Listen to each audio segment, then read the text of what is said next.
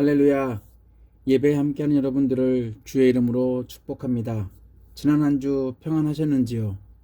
지난주 학교가 개학하고 비록 마스크를 쓰고 있지만 아이들이 학교로 등교하는 모습을 보니 코로나로 답답했던 저희들의 마음이 조금이나마 열리는 것 같습니다. 이제 학교뿐 아니라 저희들의 일상생활이 다시 제자리로 돌아오기를 기대해 봅니다. 오늘도 여전히 비대면 예배이지만 각 처소에서 신령과 진정으로 예배를 드리고 삶에서도 예배자로서 하나님을 기쁘시게 하는 날마다 승리하는 예수의 사람들이 되기를 소망합니다. 저희는 지난주 기도하는 사람들이 예수의 사람들이라고 말씀을 나누었습니다. 기도는 단순히 저희들의 소원을 이루기 위한 도구가 아닙니다. 저희들의 요구가 다 응답되면 너무 좋겠지만 응답이 때론 저희와 하나님과의 관계를 망가뜨리는 경우들도 있습니다. 저희들이 원하는 응답보다는 하나님의 뜻이 담긴 응답이 당신은 이해할 수 없을지라도 저희에겐 유익한 기도 응답입니다. 그렇기에 예수의 사람들은 기도하며 하나님과 교제하는 특별하고도 의미 있는 시간을 가장 즐겁고 행복해 해야 할 것입니다. 하나님은 일방적인 관계가 아니라 인격적인 관계를 통해 저희들과 깊은 사귐을 이어가기를 원하셨습니다. 그래서 하나님과 기도하는 뻥 뚫린 통로를 저희들에게 특권으로 주셨습니다. 저희들은 기도의 과정을 통해 하나님의 뜻을 헤아리고 하늘의 계획이 이 땅에서 이루어지는 것을 직접 볼 수 있는 은혜이기도 합니다. 세상 사람들은 이 특권을 이해할 수 없습니다. 세상 사람들은 기도를 단순히 신에게 비는 것으로 생각합니다. 그러나 저희들의 기도는 그렇지 않습니다. 기도는 뭘 달라고 빌거나 애원하거나 요구하는 것이 아니라 하나님과 대화하는 아주 특별한 시간입니다. 예수의 사람들은 기도의 응답보다 기도의 과정을 통해 살아계신 하나님을 만나고 그 하나님만을 신뢰하는 사람들로 성장하고 성숙되어 갑니다. 기도는 그리스도인이라면 가지고 있어야 할 하나의 장식품이 아닙니다. 기도하면서 저희들의 연약함을 인정하고 하나님이 저희 삶 속에서 일하실 수 있도록 저희를 내어드리는 훈련이면서 동시에 세상 사는 동안 저희들만 누릴 수 있는 특권이기도 합니다. 예수의 사람들은 하나님과 깊은 사귐을 소홀히 여기거나 응답 여부에 따라 하나님을 판단하지 않습니다. 오히려 깊은 기도를 통해 하나님과 함께 동행하고 있음을 경험합니다. 기도의 특권을 날마다 누리며 하나님의 임재와 능력 속에서 살아가는 예수의 사람들이 되기를 원합니다. 오늘은 시리즈 두 번째 시간입니다. 오늘 주제는 그리스도인들을 포함해 종교인들에게는 빠질 수 없는 주제, 바로 믿음과 관련된 내용입니다. 믿음은 너무 주관적이기에 강요한다고 믿음이 생기는 것은 아닙니다. 그렇다고 이해할 수 있고 체험할 수 있는 범위에 한정되어 믿음을 말한다게 된다면 그 믿음의 범위는 우물한 개구리처럼 우물밖 넓은 세상은 알지도 못할 뿐더러 갇혀있는 자신의 편협한 생각 안에서 다른 것들을 이해하지 못하는 어리석음과 더 나아가 갈등을 유발시키기도 할 것입니다. 그래서 자기 확신을 믿는 신념과 믿음은 구분되어야 합니다. 믿음, 참 쉬운 것 같으면서도 너무 이해하기 어려운 단어 중에 하나입니다. 믿음이라는 단어를 사전에서 찾아보면 어떠한 가치관, 종교, 사람, 사실 등에 대해 다른 사람들의 동의 없이 확고한 진리로 받아들이는 개인적이고 주관적인 것이라고 설명합니다. 이러한 정의 때문인지 자신의 확신으로 가득한 신념과 불변 진리의 근거를 둔 믿음을 혼동스러워합니다. 솔직히 믿음이라고 힘주어 말하긴 하지만 믿음 때문이 아니라 신념 때문에 많은 갈등과 어려움들이 교회와 공동체에 존재합니다. 입으론 신앙의 기준을 믿음이라고 말하지만 실생활에서는 신념에 더 우선순위를 두고 살아가는 저희들입니다. 믿음의 깊이가 어느 정도인지 매길 수 없기 때문에 보여지는 여러 행동으로 믿음을 판단합니다. 그래서 열심히 하던 사람이 열심히 식으면 그들의 사정이나 환경과는 상관없이 믿음에 문제가 있는 것으로 판단하기도 합니다. 그리고 공동체 내에서 암묵적으로 정해놓은 기준에서 벗어나면 믿음이 없는 사람처럼 취급하기도 합니다. 저희들이 믿음을 신념과 쉽게 비교할 수 있고 믿음의 크기를 잴 수 있다면 너무 좋겠지만 그 부분은 저희가 할 수 있는 부분이 아니기에 대충 믿음은 이런 거야 라고 정의하거나 이대로 해야 믿음이 생겨 라고 강요해도 별로 이상하게 생각하지 않습니다. 이러한 이유 때문이라도 저희들은 믿음에 대해 잘 이해해야 합니다. 또한 예수의 사람들은 자기 확신에 근거한 신념에 의해 사는 사람들이 아니라 믿음으로 사는 사람들이기에 믿음에 대한 올바른 이해가 더더욱 중요합니다. 믿음에 대한 이해를 위해 가장 중요한 시작점은 믿음의 기원이, 믿음의 시작이 저희가 아니라는 것입니다. 믿음은 저희들의 노력과 경험과 이해로 얻을 수 있는 게 아닙니다. 왜냐하면 믿음은 하나님으로부터 시작하기 때문입니다. 그리고 믿음은 하나님이 저희들에게 주신 은혜이기도 합니다. 저희들은 그동안 죄에 익숙한 상태로 힘든 세상을 버티게 해주는 강한 신념은 있었을지 모르지만 믿음과는 거리가 먼 삶을 살아왔습니다. 그래서 보이는 것에 집착하며 살았습니다. 직접 경험하고 학습을 통해 습득한 것으로 무엇을 믿어야 하는지, 그리고 어떤 것을 신뢰해야 보다 나은 인생을 살 수 있는지에 익숙해져 있었습니다. 그럼에도 저희들은 보이는 것만, 이 확신할 수 있는 것에만 믿을만하다고 자기 확신에 살고 있었습니다. 하지만 성경은 그렇게 말하지 않습니다. 비록 세상에 살고 있고 당연히 보이는 것이 주는 유익이 있지만 보이는 것이 다가 아니다라고 성경은 말합니다. 고린도후서 5장 7절로 9절입니다. 우리는 믿음으로 살아가지 보는 것으로 살아가지 아니합니다. 우리는 마음이 든든합니다. 우리는 차라리 몸을 떠나서 주님과 함께 살기를 바랍니다. 그러므로 우리가 몸 안에 머물러 있든지 몸을 떠나서 있든지 우리가 바라는 것은 주님을 기쁘게 해드리는 사람이 되는 것입니다. 성경은 세상 사람들은 보는 것으로 살아갈지라도 예수의 사람들은 믿음으로 산다고 말합니다. 보는 것을 의지하며 사는 사람들은 잠깐이라도 보이지 않거나 기대했던 것보다 더 큰 것을 보면 불안해하고 두려워합니다. 그러나 믿음으로 사는 사람들은 보이는 것과 상관없이 언제나 마음에 혼란이 없이 견고합니다. 왜냐하면 믿는 구석이 있기 때문입니다. 지금 상황이 너무 힘들고 고통스러워도 믿는 구석이 있다면 그 시간을 어떻게 해서든 잘 버텨낼 수 있을 것입니다. 저희들은 열심히 하는 신앙생활의 모습을 보고 믿음이 좋다고 말합니다. 또는 큰 믿음을 가졌다고 말합니다. 믿음을 평가할 수 있는 어떠한 기준이 없기에 보여주는 행위가 가장 우선적인 평가 기준이 되어버린 지 오래되었습니다. 교회에서도 빼놓지 않고 열심과 헌신을 강조하며 믿음을 이야기합니다. 이러한 전통 때문인지 마음은 전혀 봉사하고 싶지 않고 몸은 너무 피곤하지만 저 사람은 믿음이 좋은 사람이야, 큰 믿음을 가진 사람이야 라고 인정받고 싶어서 주변 사람들의 시선을 의식하며 신앙생활을 하기도 했습니다. 제대로 된 믿음을 가진 사람이라면 자신을 속이거나 남들의 눈을 속이지 않습니다. 왜냐하면 하나님이 저희 마음까지도 관찰하고 계시기 때문입니다. 믿음의 삶은 자발적이어야지 강요나 조건 때문에 살지 않습니다. 이것들은 잘못된 믿음의 모습이며 예수의 사람들이라면 절대적으로 피해야 하는 행동입니다. 열심히 섬기다가 믿음을 사람들로부터 인정받아 직분을 받고 나면 바뀌는 사람들이 너무 많다는 것.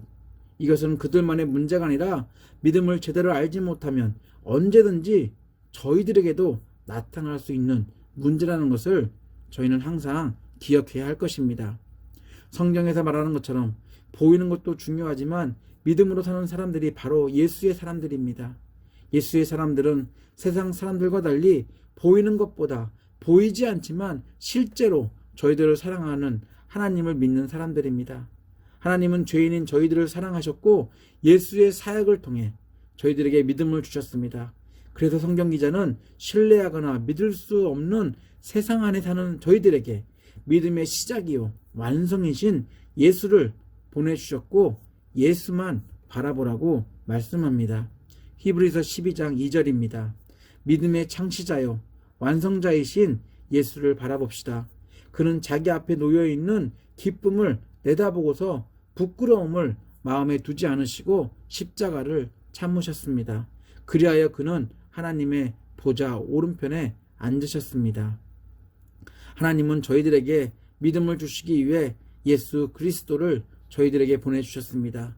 저희들에게 보여주신 하나님에 대한 신뢰와 믿음은 예수 그리스도의 죽음을 통해 드러낸 하나님의 사랑에서 신뢰할 만하다고 믿을 만하다고 증명되었습니다. 예수의 사람들은 예수 그리스도를 통해 저희에게 주신 믿음을 가지고 하나님의 존재를 인정하고 하나님의 도우심과 하나님의 능력을 신뢰하는 사람들이 되었습니다. 그래서 성경은 하나님을 기쁘시게 하는 유일한 방법은 세상에서 성공이나 명예나 건강이 아닌 사람들이 인정할 자랑할 만한 것들이 아니라 믿음의 시작이며 믿음의 완성이신 예수 그리스도를 믿는 믿음으로 사는 것이다라고 말합니다. 이러한 이유 때문에 성경은 저희들의 인생에 대해 인생 성공이 아닌 믿음의 경주라고 말하고 있습니다. 히브리서 11장 6절입니다. 믿음이 없이는 하나님을 기쁘시게 해드릴 수 없습니다. 하나님께 나아가는 사람은 하나님이 계시다는 것과 하나님은 자기를 찾는 사람들에게 상을 주시는 분이라는 것을 믿어야 합니다. 오늘 본문에서도 말하듯이 믿음에 따른 삶의 방식은 당연히 세상 사람들의 사는 모습과 다릅니다. 예수의 사람들은 눈으로 보는 것을 믿는 게 아니라 하나님을 믿는 믿음으로 사는 사람들입니다. 하나님이 베푸신 믿음 안에는 하나님이 저희들에게 베푸시고자 하는 모든 것들이 담겨 있습니다. 구원뿐 아니라 저희들에게 필요한 모든 축복과 은혜가 하나님이 주신 믿음을 통해 이루어집니다. 이 믿음을 주신 하나님은 저희들에게 믿음은 줄 테니까 다른 것들은 열심히 노력하거나 더 많이 헌신하고 봉사해서 얻으라고 훈련해서 받으라고 말씀하지 않으셨습니다. 예수의 사람들은 하나님이 주신 믿음을 통해 날마다 하나님이 베푸시는 하나님의 축복과 은혜를 받고 사는 사람들입니다. 예수는 하나님이 하늘에서 이 땅에 보내신 믿음입니다. 저희들은 저희들을 대신해 십자가 죽음으로 믿음이 무엇인지를 보여주신 예수를 바라보며 믿음의 삶을 살아가는 예수의 사람들이 되어야 합니다. 저희들은 때때로 세상에서 만나는 여러 가지 일들 때문에 하나님을 향한 신뢰, 믿음이 흔들릴 때가 있습니다. 그것들이 너무 크고 두렵게 느껴지기 때문입니다. 유기성 목사님은 골리앗을 만난 사울과 다윗의 예를 들어 하나님을 믿는 믿음이 무엇인지 설명합니다. 사울과 이스라엘 군대는 자신들을 모욕하는 골리앗 앞에서 두려워 떨었습니다. 사울은 갑옷과 투구를 착용하고 있었고 칼을 가지고 있었지만 두려움 때문에 골리앗 앞에 나서지 못했습니다. 그러나 소년 다윗은 골리앗 앞에 담대하게 나아가 물맷돌 하나로 그를 쓰러뜨렸습니다. 사울과 다윗 앞에 있는 문제는 동일했습니다. 그러나 문제를 대하는 자세는 전혀 달랐습니다. 사울은 하나님을 믿는다고 하면서도 골리앗을 두려워했고 다윗은 하나님을 믿었기 때문에 골리앗을 두려워하지 않았습니다. 겉으로 보기에는 둘 다 하나님을 믿는 것처럼 보였지만 하나님을 진짜 믿은 사람은 다윗이었던 것입니다. 기독교의 믿음은 지식을 터득한 수준의 확신 정도가 아닙니다. 예수의 사람들의 믿음은 교리나 사상을 이해한 수준도 아닙니다. 성경을 많이 읽었다고 여러 신비한 체험을 했다고 믿음이 좋은 것도 아닙니다. 봉사와 헌신을 많이 했다고 큰 믿음을 가진 것도 아닙니다. 하나님이 판단하실 문제긴 하지만 하나님은 그러한 것들로 저희들의 믿음을 평가하지 않으실 것입니다. 그것들은 당연히 믿음에 대한 반응일 뿐입니다. 반응이 없다는 것은 여전히 믿음에 대한 확신이 없는 모습이기도 합니다. 하나님이 주신 믿음으로 하나님을 신뢰할 때 어려운 문제를 만나거나 어떠한 상황 가운데 있을지라도 저희들은 두려워하거나 무서워하기보다는 담대해질 것입니다. 폭풍우를 만난 제자들은 맞닥뜨린 죽음을 두려워했습니다. 제자들이 만난 거센 파도와 성난 바람은 생명을 위협할 정도로 무서웠습니다. 죽음 앞에 맞닥뜨린 제자들은 어찌할 바를 몰랐습니다. 그런 와중에도 예수는 미동도 없이 주무시고 계셨습니다. 너무 위급한 나머지 제자들은 주무시는 예수를 깨웠습니다. 파도와 바람 앞에 선 예수의 모습은 제자들과 너무 달랐습니다. 예수와 함께하고 있음을 잠시 잊고 있었던 제자들에게 왜 무서워하느냐와 믿음이 적다라는 예수의 꾸중을 듣습니다. 마태복음 8장 24절로 26절입니다. 그런데 바다에 큰 풍랑이 일어나서 배가 물결에 막 뒤덮일 위험에 빠지게 되었다. 그런데 예수께서는 주무시고 계셨다. 제자들이 다가가서 예수를 깨우고서 말하였다. 주님, 살려주십시오. 우리가 죽게 되었습니다. 예수께서 그들에게 왜 늘 무서워하느냐? 믿음이 적은 사람들아 하고 말씀하시고 나서 일어나 바람과 바다를 꾸짖으시니 바다가 아주 잔잔해졌다. 제자들은 예수와 함께하고 있었지만 예수를 신뢰하지 못했습니다.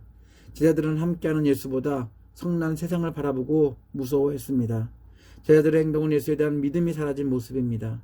이러한 이유 때문에 성경은 믿음의 반대말을 불신이라 하는 대신 두려움과 무서움이라고 쓰고 있습니다. 믿음이 있다면 두려워하거나 무서워할 필요가 없습니다. 두려워하고 무서워하는 이유는 믿음이 없다라는 표현과도 같습니다. 인격적으로 만난 예수와 함께 동행하고 있다는 것을 믿고 신뢰한다면 그 어떠한 것이 다가와도 다윗처럼 두려워하지 않을 것입니다. 믿음이 이처럼 엄청난 위력을 가지고 있습니다. 유기성 목사님은 믿음으로 사는 사람들, 곧 예수의 사람들을 이렇게 묘사합니다. 예수님께서 나와 함께 계신다는 것이 분명히 믿어지면 삶이 바뀝니다. 예수님이 실제로 내 눈앞에 계신다면 죄짓고 혈기 부리고 걱정 염려할 삶이 누가 있습니까? 주님 바라보는 삶을 통해 예수님의 임재가 실제가 되면 그렇게 끊어지지 않던 습관적인 죄가 끊어집니다. 자신도 다스리기 어려웠던 마음의 혈기, 분노가 다 없어집니다. 습관처럼 따라다니는 걱정, 염려가 다 사라지게 됩니다. 어려운 상황과 여건이 달라지지 않아도 감사하고 기뻐할 수 있게 됩니다. 이것이 믿음으로 사는 사람이 누리는 축복입니다. 예수의 사람들은 보이는 것을 의지하며 사는 게 아니라 믿음으로 사는 사람들입니다.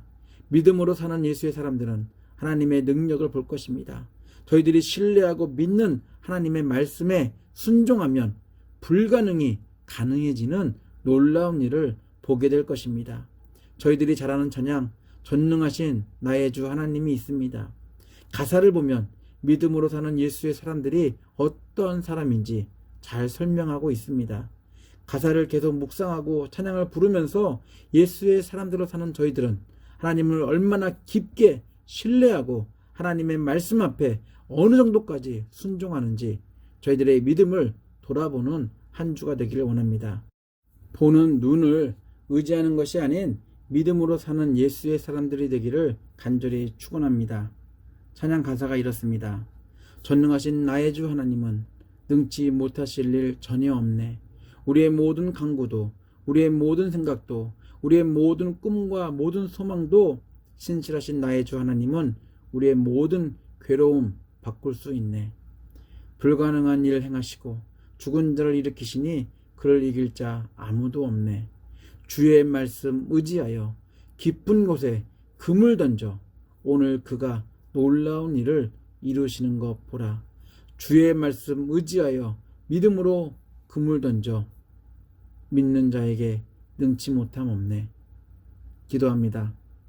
하나님, 육체를 입고 살기에 보이는 것을 무시할 수 없는 연약한 저희들입니다. 그런 저희들에게 하나님만을 신뢰하고 믿는 믿음을 주셔서 감사합니다. 저희에게 주신 믿음을 통해 하나님을 기쁘시게 하는 믿음으로 사는 저희들이 되도록 날마다 붙드시고 인도하여 주시옵소서. 여전히 보이는 것에 민감하지만 그럼에도 하나님의 말씀에 순종하며 놀라운 하나님의 능력을 경험하는, 그리고 믿음으로 하나님의 말씀에 순종하는 예수의 사람들로 살게 도와주시옵소서. 믿음의 시작이며 완성이신 예수를 본받아 믿음으로 사는 저희들의 삶을 통해 하나님이 더 분명하게 삶의 환경에서 드러나도록 저희들의 삶을 축복해 주시옵소서. 믿음으로 살 수 있도록 믿음이 무엇인지 죽음과 부활을 통해 보여주신 예수 그리스도의 이름으로 기도합니다. 아멘.